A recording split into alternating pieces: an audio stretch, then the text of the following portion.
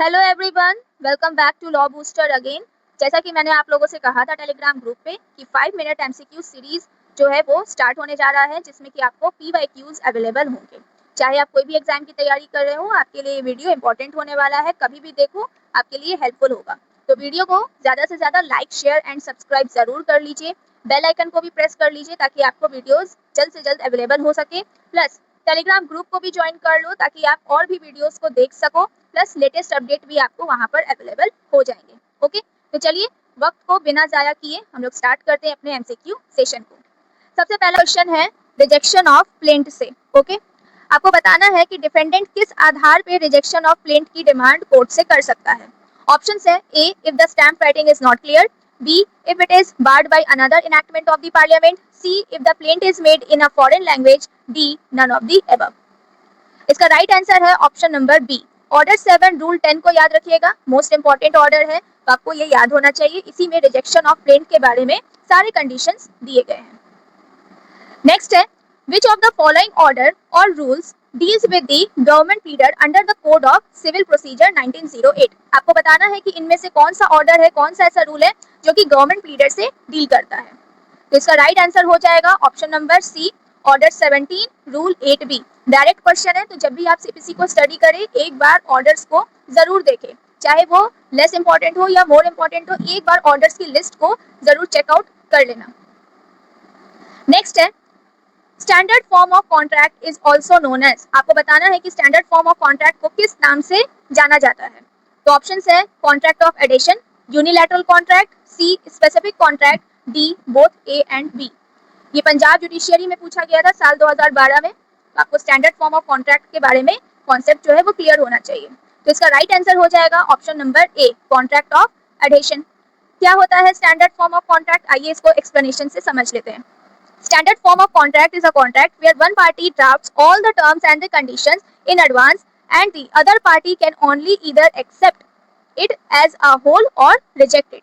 Standard form of contract एक ऐसा contract है जिसमें पार्टी जो है, एक पार्टी जो होती है वो सारे टर्म्स एंड कंडीशंस को अच्छे से ड्राफ्ट करती है और अदर पार्टी जो है चाहे तो वो इस टर्म्स एंड कंडीशंस को फुल्ली एक्सेप्ट कर ले या फुल्ली रिजेक्ट कर सकती है। ठीक है, यहाँ पर नेगोशिएशन का कोई भी ऑप्शन अवेलेबल नहीं होता। इसी को कहा जाता है कॉन्ट्रैक्ट ऑफ एडिशन। ओके, इसके की फीचर्स भी है। की फीचर्स यही है कि ये नॉन नेगोशिएबल नेचर का होता है, तो यहाँ पर जो भी टर्म्स बनाए जाते हैं उसके ऊपर नेगोशिएशन नहीं हो सकता। दूसरा, टेक इट और लीव इट, आपका मन है तो एक्सेप्ट करिए, नहीं मन है तो कम्प्लीटली रिजेक्ट कर दीजिए। प्लस कंपनीज और गवर्नमेंट जो होती है वो डील करती है, ठीक है, स्टैंडर्ड फॉर्म ऑफ कॉन्ट्रैक्ट से, तो उनके लिए ये बेस्ट कॉन्ट्रैक्ट होता है। So standard form of contract का कॉन्सेप्ट यही है। ओके, नेक्स्ट क्वेश्चन है question number 4, criminal conspiracy is mentioned under. आपको बताना है बीएनएस के किस सेक्शन में क्रिमिनल कॉन्स्पिरेसी को मेंशन किया गया है। सेक्शन 35, सेक्शन 44, सेक्शन 61 और सेक्शन 74। इसका राइट आंसर हो जाएगा option number C. Okay, option C जो है वो राइट आंसर है। सेक्शन 61 में क्रिमिनल कॉन्स्पिरेसी को डिफाइन किया गया है। ऑलरेडी मैंने क्रिमिनल कॉन्स्पिरेसी से रिलेटेड वाईटी शॉर्ट आपको अपलोड किया था, ठीक है, तो चैनल पे जाओ, आपको क्रिमिनल कॉन्स्पिरेसी से रिलेटेड वाईटी शॉर्ट अवेलेबल है। बाकी आप ये बेयर एक्ट का लैंग्वेज है, चाहो तो इसको पढ़ सकते हो।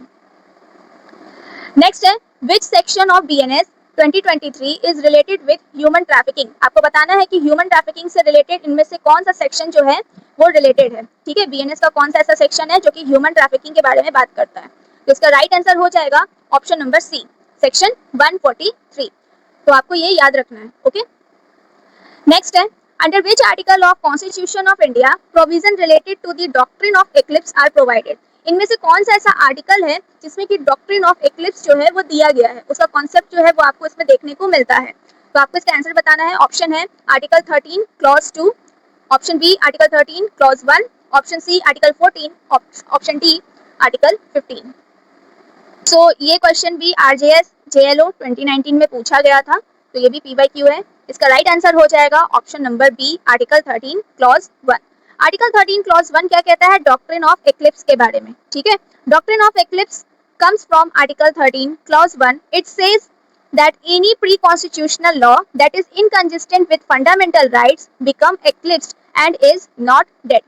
वैसे laws, ठीक है, जो प्री कॉन्स्टिट्यूशनल रूप से एग्जिस्ट कर रहा था और वो आज के डेट में फंडामेंटल राइट्स के रिस्पेक्ट में इनकंसिस्टेंट है, तो ऐसे लॉज जो होते हैं उसको एक्लिप्स कर दिया जाता है, ना कि वो डेड होता है। कहने का मतलब है कि कुछ समय के लिए उसे सस्पेंड कर दिया गया है, ठंडे बस्ते में डाल दिया गया है, लेकिन वो कंप्लीटली खत्म नहीं होता है। Okay, it becomes active again if the constitution is amended to remove the consistency.